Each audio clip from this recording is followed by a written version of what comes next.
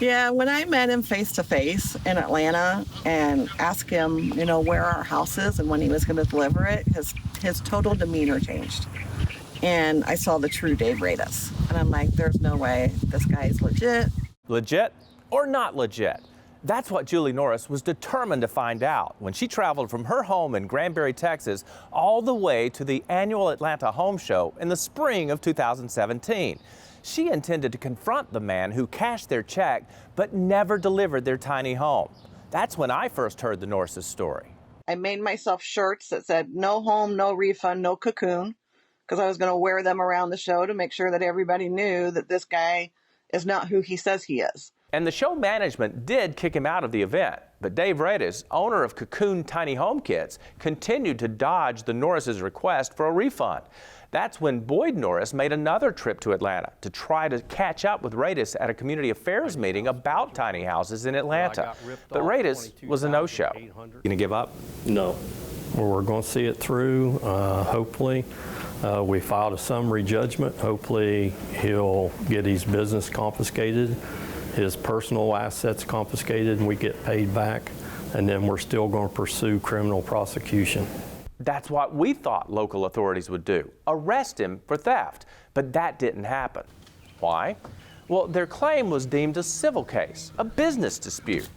I filed a theft report here locally, and they really didn't do anything with it. And then we contacted the county down where he lives, and they were like, well, you've got to follow the money. And it was just a wild goose chase trying to get any kind of law enforcement to take action on this guy. Welcome to the Ripoff Range. Chances are you've been caught here before. It's a segment of the economy where con artists steal anywhere from $500 to $50,000 from you with zero accountability.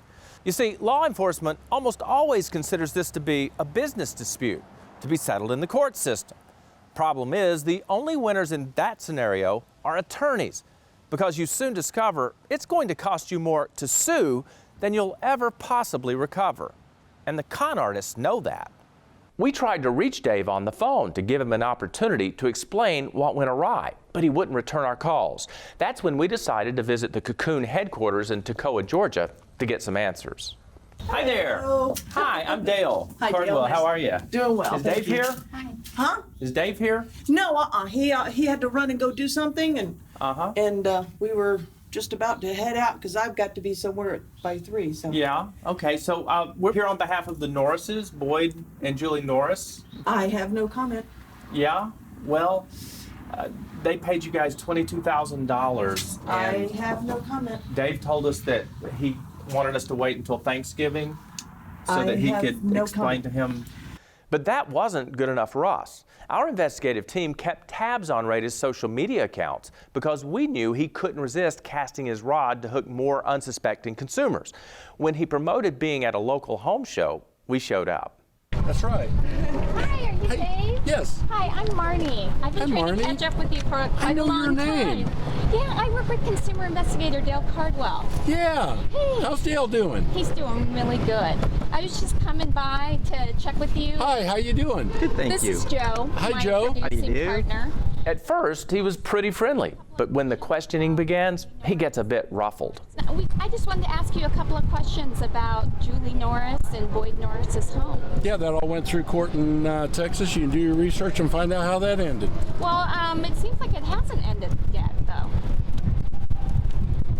Talk to my attorney. Can you tell me why you never delivered the home to their She house? canceled the order. But then why didn't you give back the money, which is It is in process. $23,000? It's in process right now. Okay. So if you want the whole story, talk to the attorneys. You know how that goes. How can you continue to sell homes when you haven't delivered on the one home that you sold to the Norris? You say I haven't. Talk to the attorneys. Funny, his attorney never did return our calls. But this is the kind of runaround that can be so maddening.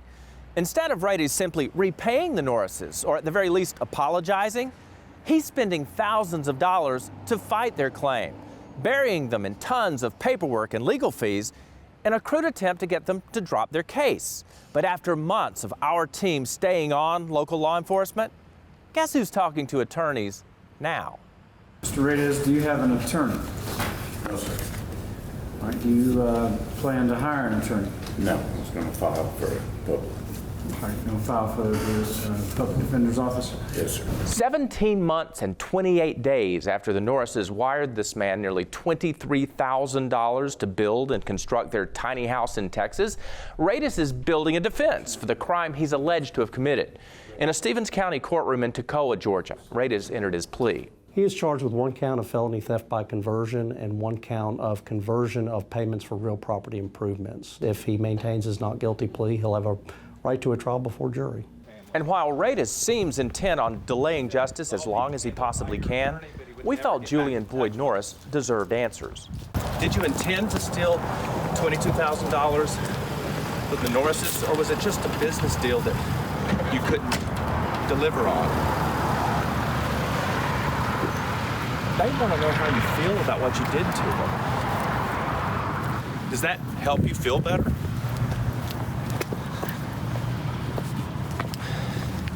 Even without an apology, the Norrises are moving on. Julie, here we sit in Granbury, Texas, knowing today that Dave Reyes is under arrest and facing theft charges. How do you feel about that? Very happy. Finally, we had some movement on him, and he knows we're not going away. Nor did they give up on their dream. Once he said he wasn't going to deliver our house, we looked elsewhere. And they found another builder, this one out of Colorado, who delivered their tiny house kit 3 weeks early. And can I say, the home they ended up building is absolutely beautiful. Yeah, we wouldn't have gotten this far and still probably been married had we not met you guys and had you helping us too. We finally got to see our dream come true.